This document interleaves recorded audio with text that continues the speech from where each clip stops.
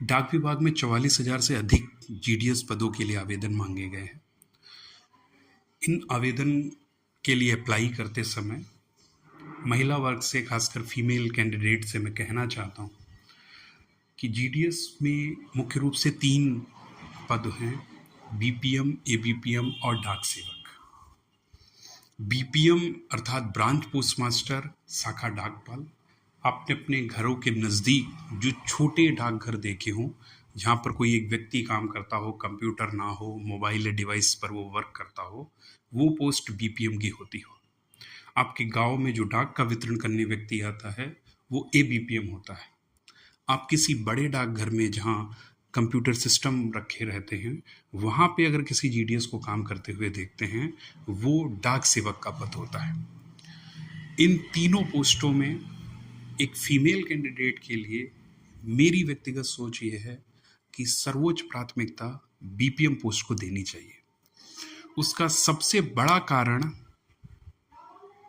उसमें अस्थायी ट्रांसफ़र की समस्या सबसे कम होती है। अस्थायी ट्रांसफ़र की समस्या का सबसे कम होना, चूँकि अभी आप विभाग में नहीं हैं, आपको ये बात उतनी अच्छे से समझ में आए, इसके लिए मैं थोड़ा बहुत विस्तार से बताना चाहता हूँ। जब आपका डाक विभाग में चयन होगा एबीपीएम पोस्ट के लिए, तो आपकी appointing authority sub divisional inspector होते हैं और बीपीएम के पद पर चयन होने पर सुपरिंटेंडेंट ऑफ पोस्ट अर्थात डाक अधीक्षक होते हैं। जब आप एबीपीएम के रूप में चयनित होते हैं और सपोज कर लीजिए कि आपका चयन किसी उपमंडल में हुआ, उस उपमंडल में 4 उप डाकघर आते हैं और उस उप डाकघर के अंतर्गत कुल मिला के 50 शाखा डाकघर आते हैं, तो हो सकता है आपके साथ ऐसा हो जहाँ पर स्टाफ शॉर्टेज के कारण या किसी अन्य इशू के कारण आपको अपने बीओ से हटाकर किसी दूसरे बीओ में डाक बांटने के लिए लगाया जाए, या अन्य किसी कारण से आपका ट्रांसफ़र कुछ समय के लिए इधर से उधर किया जाए। फीमेल होने के नाते ये स्थितियाँ कभी कभी आपके लिए ट्रबलसम हो सकती हैं, कभी कभी परिस्थितियों को मैनेज करना कठिन हो सकता है।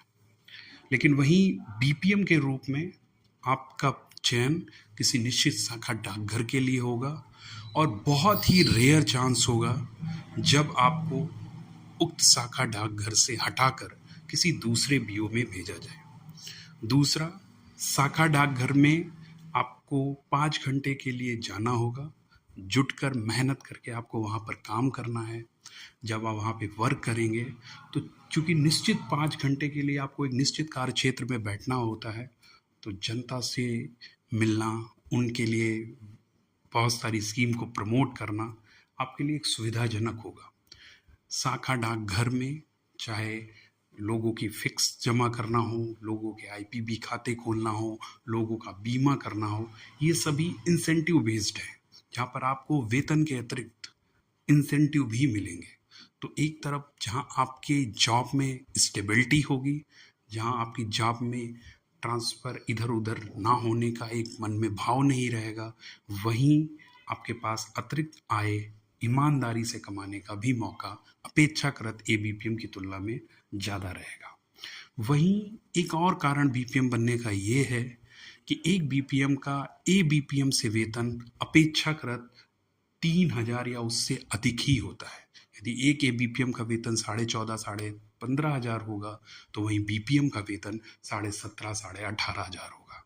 तो अगर आपको कोई ऐसी पोस्ट मिल रही है जहाँ पे वेतन ज़्यादा है, स्टेबिलिटी ज़्यादा है, एक फीमेल होने के नाते कई क्षेत्रों में डाक बांटने में हो सकता है आपको समस्या का सामना करना पड़े, वो समस्या एक बीपीएम के रूप में आपके समझ नहीं रहेगी, तो एक फीमेल को मैं प्राथमिकता के आधार पे बीपीएम पोस्ट, फिर डाक सेवक की पोस्ट और फिर एबीपीएम की पोस्ट भरने के लिए कहूँगा।